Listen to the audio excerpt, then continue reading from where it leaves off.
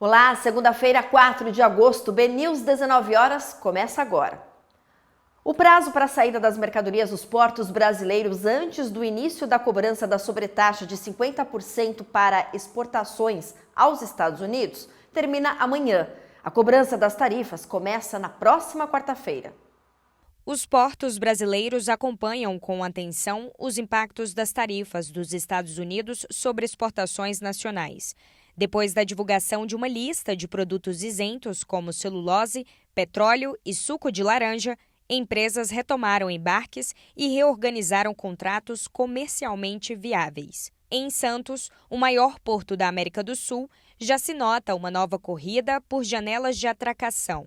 Em Paranaguá, por outro lado, a administração afirma que o fluxo segue estável. De acordo com a autoridade portuária, apenas 2% das exportações do terminal em 2024 tiveram os Estados Unidos como destino. A maioria em contêineres operado pela TCP. Madeira, açúcar, gorduras vegetais, carnes e papel estão entre os principais produtos embarcados. A autoridade local informa que, até o momento, não há filas de caminhões ou navios no terminal, mas segue monitorando possíveis efeitos das novas tarifas. As medidas tomadas lá fora já exercem pressão direta sobre o Brasil. Mesmo distante dos terminais, o impacto nas exportações é imediato. E a corrida agora é por infraestrutura e resposta logística à altura. A cada nova medida internacional, exportadores precisam se reorganizar, enquanto o desafio de manter a competitividade dos produtos brasileiros só aumenta. No Arco Norte, o Porto do Itaqui registrou o melhor mês de sua história em julho, com 3,7 milhões de toneladas movimentadas e 112 navios atracados. Já Suape segue como ponto de apoio para exportações do Nordeste, em crescente integração multimodal. O pico de embarques registrado em julho evidenciou um problema estrutural recorrente. Segundo especialistas, a infraestrutura logística brasileira continua sendo um dos maiores limitadores do desempenho no comércio exterior. Esse pico de exportação que tivemos para fugir do tarifaço deixou muito mais evidente um problema antigo do comércio exterior brasileiro, que é a nossa infraestrutura logística. Nós carecemos de ferrovias, nós carecemos de rodovias, os nossos portos não estão sendo atualizados conforme a nossa demanda está crescendo na exportação e na importação, porque nós temos, infelizmente, projetos de governo na infraestrutura, nós não temos projetos de Estado. Infraestruturas logísticas levam muito mais do que 5 anos para serem planejadas e entregues. Para o setor, a resposta precisa ir além das questões técnicas. A diplomacia estratégica e a abertura de novos mercados são vistas como caminhos urgentes para evitar perdas mais graves, especialmente em cadeias produtivas como o café. Esse aumento antecipado começou lá em 9 de julho, quando recebemos a carta do presidente Donald Trump sobre as tarifas de 50% e todos os motivos que isso estaria acontecendo. Então, naturalmente que o nosso setor do agro e praticamente qualquer setor do comércio exterior que exporte para os Estados Unidos tentou antecipar o quanto antes. Nós tivemos uma movimentação similar quando a BYD começou a enviar os carros para o Brasil, que o governo anunciou que ia aumentar os impostos de importação para carros elétricos, não necessariamente só para a China ou só para a BYD, mas também tivemos uma grande quantidade de carros elétricos chegando no Brasil. Então, o movimento foi o mesmo, tentando antecipar, porque de 9 de julho até 1º de agosto existe tempo hábil para você fazer uma exportação marítima até os Estados Unidos. Com o mapa das isenções definido, o momento ainda é de tensão. Exportadores monitoram o comportamento imprevisível do governo norte-americano, enquanto readequam logísticas e rotas. O objetivo agora é manter a roda girando, com planejamento, pressão diplomática e resiliência operacional. Agora que já temos a lista dos produtos que estão tarifados e quais estão isentos, não vamos ter aquela correria de antes da oficialização. Porém, nós vamos ficar num momento tenso praticamente o tempo todo, pois é complicado você negociar com o presidente norte-americano, pois ele muda de ideia muito rápido e é difícil ter alguma previsibilidade do que ele pretende fazer nos próximos dias ou semanas. E como ele vai reagir se, digamos, o que for dito aqui no Brasil ou em outros países, especialmente os que fazem parte do BRICS. Então, não vejo que haverá tanta pressa para exportar, mas será sempre uma apreensão, pensando, será que o que eu tenho vai continuar isento? Será que essas tarifas que estão em 50 vão aumentar? Esse é o desafio agora de exportar para os Estados Unidos. E faltando 2 dias para o início do tarifaço, muitos questionam por que o presidente Lula ainda não ligou para Donald Trump. A semana começa com a expectativa de uma conversa telefônica entre os presidentes dos Estados Unidos, Donald Trump, e o presidente Lula. A possibilidade veio após a declaração de Trump de que Lula poderia falar com ele quando quisesse, mas o Palácio do Planalto avalia a fala com cautela. Apesar do tom de informalidade de Donald Trump, um telefonema entre líderes de Estado não acontece dessa forma. O primeiro passo é o contato preliminar entre os ministérios de Relações Exteriores dos dois países. Uma pauta precisa ser aprovada e os assuntos alinhados entre as duas nações. E é claro, a empatia entre os líderes do Estado favorece, mas isso não acontece na relação Lula e Trump. Neste domingo, durante evento do Partido dos Trabalhadores, o presidente do Brasil afirmou que tem um limite de briga com os Estados Unidos.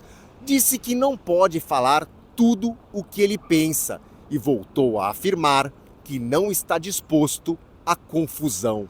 E pelas redes sociais, Lula disse que sempre esteve aberto ao diálogo, mas quem define os rumos do Brasil são os brasileiros e suas instituições, e que neste momento está trabalhando para proteger a economia, as empresas e os trabalhadores e dar as respostas às medidas tarifárias do governo norte-americano. No primeiro momento, não deve acontecer esse tipo de ligação, justamente porque os temas da ligação ainda não foram definidos. O tarifaço dos Estados Unidos em relação ao Brasil colocou diversos pontos, entre eles alguns pontos políticos que afetam a nossa soberania. Dentro desses pontos, não será nada negociado justamente por ser movimentos que são de exclusividade tanto do povo brasileiro quanto do legislativo e do judiciário. E ainda nesses pontos ainda não foram dados sinais claros que não vão ser envolvidos dentro da negociação pelo lado dos Estados Unidos. O Brasil já deixou bem claro que não serão temas que serão abordados nesse ponto. Por enquanto, a maior aproximação diplomática entre Brasil e Estados Unidos foi um encontro entre o ministro das Relações Exteriores, Mauro Vieira, e o secretário de Estado dos Estados Unidos, Marco Rubio, em Washington. Mauro Vieira afirmou que disse a Rubio que o Brasil não se curvará à pressão externa. Esse pode ser considerado o momento mais tenso nos mais de 200 anos da relação comercial entre o Brasil e os Estados Unidos. O decreto que impõe tarifas de 50% foi apresentado na última quarta-feira, mesmo dia em que o governo norte-americano sancionou o ministro Alexandre de Moraes do Supremo Tribunal Federal com base na lei Magnitsky. São dezenas, são centenas de produtos que são tarifados, que continuam tarifados, e obviamente precisa todo um rigor técnico dentro dessa discussão que uma ligação entre os dois presidentes não resolveria. Mas o que poderia resolver é justamente um sinal de deixar os temas políticos de lado, e aí com certeza ficaria fora toda a discussão sobre soberania que o Brasil obviamente está trazendo com intensidade nesses últimos tempos, e justamente partiria para acordos comerciais. E ali sim, obviamente, o governo e todos os congressistas e os grupos de trabalho que pudessem se envolver ali no meio teriam uma maior abertura para chegar no resultado. E em meio à preocupação sobre os impactos do tarifaço na indústria, o governo federal anunciou a compra de 2,4 bilhões de reais em equipamentos para o SUS, o Sistema Único de Saúde. Os fabricantes nacionais terão preferência, mesmo que os preços forem superiores em até 20% que os concorrentes internacionais. A primeira concorrência começa essa semana. A medida faz parte do programa Nova Indústria Brasil. Hoje, a produção nacional de medicamentos, vacinas, equipamentos e dispositivos médicos é capaz de suprir 45% das necessidades do país. A meta do programa é elevar a produção para 70% até 2033. O café, um dos principais produtos exportados para os Estados Unidos, permanece fora da lista de produtos isentos das tarifas extras. No mesmo dia da assinatura do decreto do tarifaço, a China anunciou a habilitação de empresas brasileiras para a exportação do grão ao país asiático.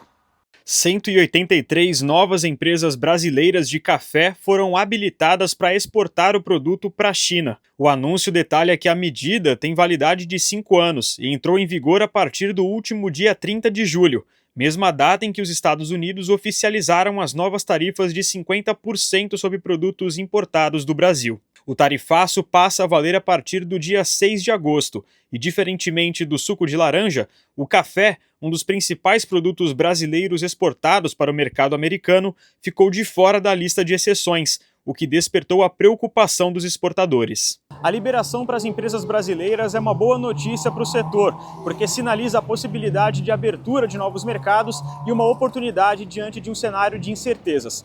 Mas o alívio é pequeno, porque a China tem um consumo muito abaixo da média ao redor do mundo. O país asiático tem um consumo per capita de 16 xícaras de café por ano, enquanto a média global é de 240 xícaras. O setor entende que existe um trabalho a ser feito para amadurecer o mercado e estimular as vendas de café para a China. Já existe um trabalho do Secafé de participar de eventos, de feiras em outros mercados, como a China. Então, esse anúncio do governo chinês, dessa abertura, é muito bem-vindo, mas leva tempo, porque isso também envolve cultura, né, de uma tradição asiática de tomar mais chá do que café. Então, tem um tempo aí de amadurecimento desse mercado. Então, a gente tem aí uma expectativa negativa, né, nesse momento, para uma super safra que teremos ano que vem de café. Então, como é que esse mercado vai conseguir corrigir essas distorções? As importações líquidas de café na China cresceram um pouco mais de 13 mil toneladas entre 2020 e 2024. O que aponta um cenário otimista para os negócios com o país. Mas os Estados Unidos ainda são o maior parceiro no comércio de café brasileiro. Os norte-americanos respondem por 16% das exportações do produto nacional, se posicionando como o principal destino das vendas para fora do Brasil. A tradição do consumo da bebida também é forte nos Estados Unidos, já que 76% da população bebe café. A importância do mercado americano reforça a necessidade de negociação entre os dois países. Em nota, o Conselho dos Exportadores de Café do Brasil destacou que é preciso revisar a decisão de taxar o café brasileiro e que os representantes do Secafé vão seguir trabalhando junto aos parceiros dos Estados Unidos para tentar, pelo menos, incluir o café entre os produtos isentos da tributação de 50%. O presidente da Associação Comercial de Santos ressalta a importância de diversificar os mercados para evitar novos casos desse tipo no futuro, causados por dependência a um único país. Então a gente está muito dependente da China, a gente precisa ser um pouco mais inteligente, né, em termos aí de abertura de mercado. E tem mais notícias no BNews 19 horas. O governo do Paraná anunciou medidas emergenciais para apoiar empresas impactadas pelas tarifas de 50% dos Estados Unidos sobre importações dos produtos brasileiros. Entre as ações está a criação de uma linha especial de crédito operada pelo Banco Regional de Investimento do Extremo Sul, com valor inicial de R$200 milhões. A linha é voltada para empresas e cooperativas exportadoras instaladas no Paraná e afetadas diretamente pela taxação. Os financiamentos destinados a capital de giro terão prazo de 5 anos, com 1 ano de carência e taxa de juros de IPCA 4% ao ano, considerada inferior à da maioria das linhas disponíveis no mercado. O lucro líquido da EcoRodovias caiu 24% no segundo semestre, na comparação com o mesmo período de 2024. O valor chegou a quase R$204 milhões. Segundo a empresa, os investimentos na ampliação da capacidade das rodovias e em melhorias das concessões rodoviárias influenciaram no resultado, além da alta taxa de juros. O relatório da EcoRodovias também mostra que a empresa entregou 34 quilômetros de duplicação, faixas adicionais e vias marginais, implantou 2 viadutos e 11 interligações como alças de acesso, retornos e rotatórias nas rodovias de sua concessão. O Bank of America elevou o preço das ações da Boeing para $270 e manteve a recomendação de compra para os papéis da empresa. De acordo com o banco, a fabricante norte-americana de aeronaves está bem posicionada para se beneficiar da intensificação da atividade comercial global durante o governo do presidente dos Estados Unidos, Donald Trump. De acordo com o BOFA, a Boeing tem se consolidado como instrumento estratégico na diplomacia comercial norte-americana. O banco também destacou que desde os primeiros acordos tarifários do Reino Unido e Oriente Médio, essa tendência foi acelerada. A Tesla concedeu ao diretor-presidente Elon Musk 96 milhões de ações no valor de $29 bilhões para manter o empresário no comando, enquanto ele contesta uma decisão judicial que anulou seu pacote de remuneração original por considerar injusto com outros acionistas. A Tesla vive uma mudança industrial desde que Musk, principal acionista com 13% das ações, mudou o foco de uma plataforma de veículos populares para a fabricação de carros robóticos, o que posiciona a empresa mais como uma firma de inteligência artificial do que uma montadora, fato contestado por outros acionistas. Um balão caiu muito próximo de um navio no Porto de Santos nesse domingo. O equipamento afundou.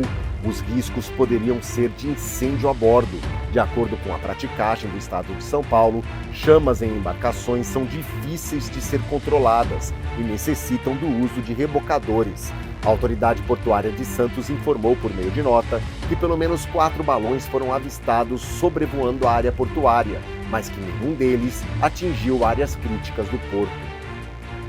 Apontada como líder de uma quadrilha que utilizava o Porto de Santos para enviar cocaína para a Europa, Karine de Oliveira Campos, conhecida como Rainha do Pó, foi condenada a 4 anos e 8 meses de prisão em regime semiaberto por associação ao tráfico.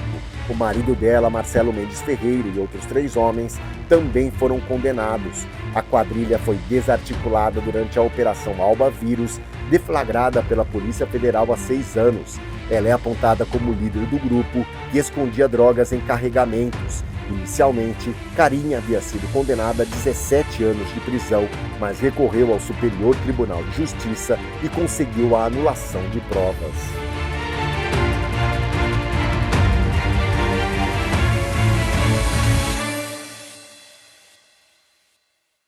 Vamos conferir agora o que mais é notícia no portal bnews.com.br. Eu vou aqui para o telão e eu destaco uma notícia nacional que vem do Tribunal Superior do Trabalho, que anunciou uma nova direção para o biênio 2025-2027.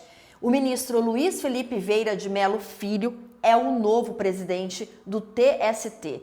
Ele foi eleito por unanimidade durante sessão nesta segunda-feira. Luiz vai liderar a corte durante o biênio 2025-2027, substituindo Aloysio Correia da Veiga, que vai se aposentar. Os ministros Guilherme Augusto Caputo Bastos e José Roberto Freire Pimenta foram escolhidos para os cargos de vice-presidente e corregedor-geral da Justiça do Trabalho, respectivamente. Tá aí uma nova notícia que vem do Tribunal Superior do Trabalho. E agora a gente vai falar sobre o novo marco regulatório dos portos. A comissão especial criada para discutir o assunto na Câmara Federal vai retomar os trabalhos na próxima quarta-feira. E um dos temas debatidos vai ser um acordo entre as federações de trabalhadores e a FENOP, a Federação Nacional dos Operadores Portuários. Após meses de negociação, o setor portuário avança na construção de um novo consenso sobre a contratação de mão de obra. O acordo foi firmado entre as 3 federações nacionais do setor, trabalhadores, operadores e empresas, e será apresentado esta semana na Comissão Especial de Portos, que retoma os trabalhos no Congresso. A audiência com os representantes das federações está marcada para esta quarta-feira. À noite, a comitiva segue para uma reunião com o ministro de Portos e Aeroportos, Silvio Costa Filho, quando o texto final será entregue oficialmente ao governo federal. O ponto central do acordo é a substituição do modelo de exclusividade por um sistema de prioridade regulada. Na prática, a contratação de avulsos continuará sendo a regra, mas com a ordem clara de prioridade. Primeiro, os registrados, Depois, os cadastrados, na sequência, os multifuncionais e só então os profissionais externos, com salário compatível à média paga na atividade. Houve um entendimento favorável das federações na formalização do entendimento para que o capítulo do trabalho portuário caminhe de uma forma já acordada.